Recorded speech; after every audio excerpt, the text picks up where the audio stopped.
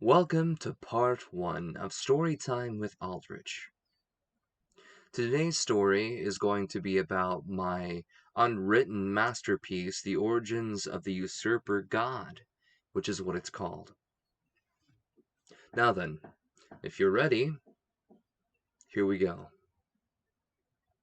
Once, a very, very, very long time ago, in a universe that is unfamiliar to our own, a young boy grew up all of his life surrounded by people who had disdain for him. He never had any real inclination as to why the people in his life had just seemed to naturally hate him and think of everything he does as irresponsible or thinking of him as if he were a burden. This boy would one day become a man, and as a man, he lived the life of an otaku shut-in, let us say. He spent all of his time playing on his computer and watching anime and things like that. One day, he had to leave his home for, well, I don't really quite remember why, but let's just say the shut-in had to leave his home, right? He ended up getting caught in an altercation with another group of individuals who were harassing a young woman. Being the quote-unquote white knight, as you might call him, he rushed in to save her, only to be stabbed almost immediately. And while bleeding out on the ground, he wished he had gotten to live the kind of life that he had imagined for himself through all the anime that he's watched and through all the games that he's played.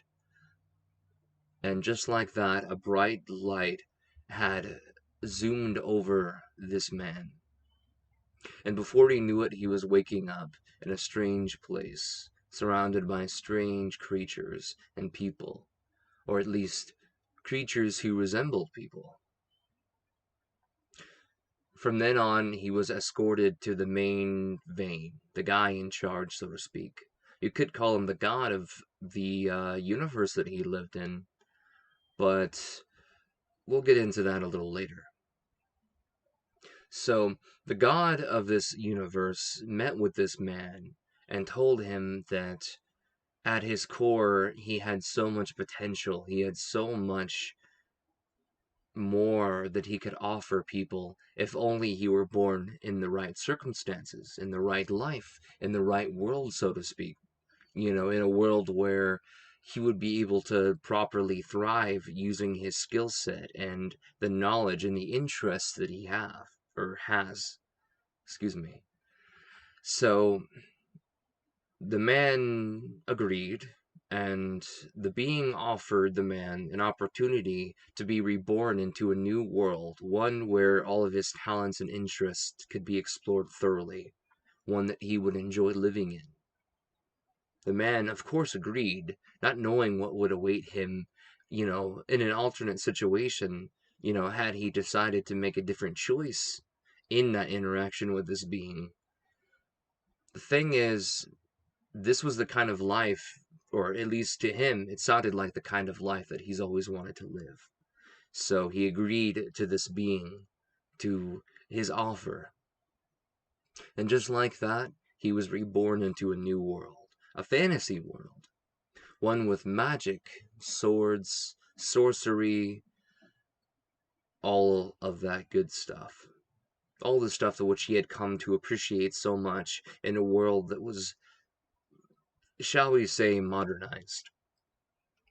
So, in this new world, he retained his previous mind, his tendencies, his thoughts, his thought patterns, but not retained, but attained a new appearance, a new form. Being in this new form, he was born into a family within this new world that he had found himself in. And he had come to learn that this family was called House Destre, or rather, Destre, and the house, House Destre. They were a noble family, and among the most wealthiest and influential noble families in this realm. So from there on, not long after, his parents decided to name the boy Jack.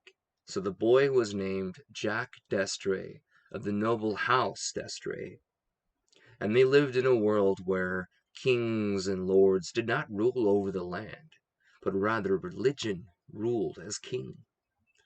So, something else to remember about this land, which not many of you would probably know about, very few in fact, for the details of this land would be passed down through generations and generations. And the story that I tell comes from a universe in which some cracks, you could say, have allowed vital information about this world to seep through and be discovered by the inhabitants of our universe.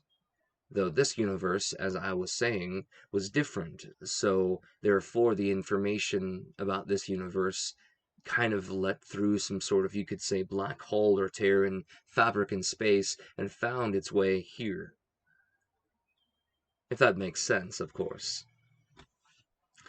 The important thing to realize here is that I'm here to convey the events from my perspective, or at least from the perspective that I have from the events that or the perspective that I have from, sorry, I had too many magical shrooms earlier, I'm a little, okay, back to the story.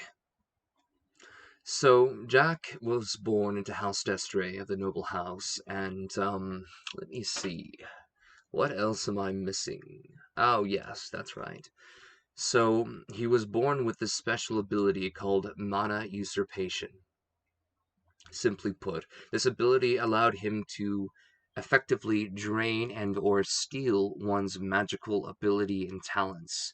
So, I guess the dumbed down explanation would be they can steal your magical power or and or learn how to use whatever abilities you had as a magical caster, but also perfect them to a point in which their perfected, or rather refined, version of the technique would overpower your version of the technique.